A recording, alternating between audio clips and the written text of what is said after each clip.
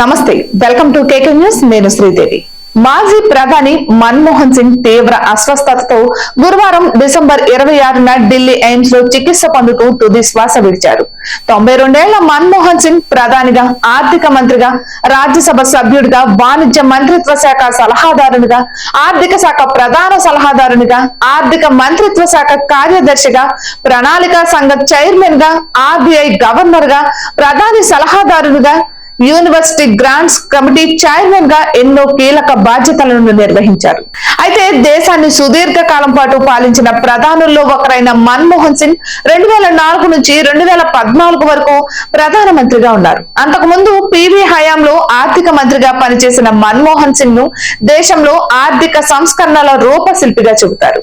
తొలి ప్రధాని నెహ్రూ తర్వాత ప్రధానిగా ఒక టర్మ్ పూర్తి చేసుకుని రెండోసారి మళ్లీ ఎన్నికైన ఘనత మన్మోహన్ సింగ్ కే దక్కుతుంది. ఆ తర్వాత నరేంద్ర మోడీ వరుసగా 3 సార్లు ప్రధాని అయ్యారు. ఇక నేడు మోడీ నాయకత్వంలో బలంగా ఉన్న భారత విదేశాంగ విధానం వెనుక మాజీ ప్రధాని మన్మోహన్ సింగ్ వేసిన పటిష్టమైన పునాదులే కారణమనడంలో సందేహమే లేదు. ముఖ్యంగా 90వ దశకంలో భారత్ తీసుకున్న 2 ప్రధాన నిర్ణయాలు భారత దౌత్య విధానం, దృక్పథంతో మార్పులు తీసుకొచ్చాయి. ఇక అవే పివి నరసింహారావుతో కలిసి 1991లో ఆర్థిక మంత్రిగా మన్మోహన్ సింగ్ చేపట్టిన ఆర్థిక సంస్కరణలు, అటల్ బిహారీ వాజ్పేయి సారథ్యంలో 1998 నాటి పోఖ్రాన్ అణు పరీక్షలు, ఈ 2 నిర్ణయాలు మాత్రం ఆధునిక భారత గమనానికి బాటలు వేశాయి. మన్మోహన్ ఆర్థికవేత్త అయినప్పటికీ విదేశీ వ్యవహారాలపై కూడా పట్టు ఉంది. 2004లో అటల్ బిహారీ వాజ్పేయి నుంచి పగ్గాలు చేపట్టిన తర్వాత మన్మోహన్ సింగ్ దేశ విదేశాంగ విధానంపై దృష్టి సారించారు. ఇక భారత విదేశాంగ విధానంలో పోఖ్రాన్ అణు పరీక్షలు కీలకమైనవని విశ్వసించిన మన్మోహన్ సింగ్ వాజ్పేయి ప్రభుత్వం మొదలుపెట్టిన కార్యక్రమాన్ని కొనసాగించారు. ఈ క్రమంలో వచ్చిందే అమెరికాతో పౌర అణు ఒప్పందం.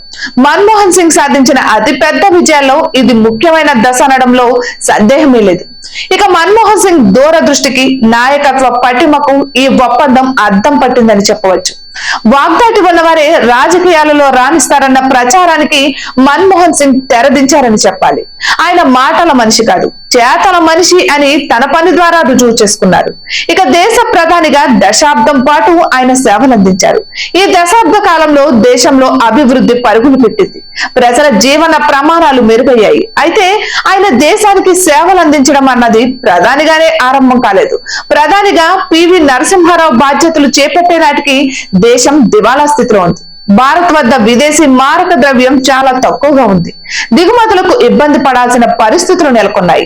సరిగ్గా ఆ సమయంలో మన్మోహన్ సింగ్ తన ఆర్థిక నైపుణ్యంతో దేశాన్ని గట్టెక్కించారు. బంగారాన్ని ప్రత్యేకంగా విమానంలో లండన్ తరలించి తాకట్టు పెట్టి దేశాన్ని దివాలా స్థితి నుంచి బయటపడేశారు. ఇక ఆయన దూరదృష్టి, ఆర్థిక నైపుణ్యం కారణంగానే ఇప్పుడు భారత్ 5 ట్రిలియన్ల ఆర్థిక వ్యవస్థ దిశగా అడుగులు వేస్తోంది. ఇటువంటి మరెన్నో వీడియోస్ కోసం మా ఛానల్ ని సబ్స్క్రైబ్ చేసుకోండి.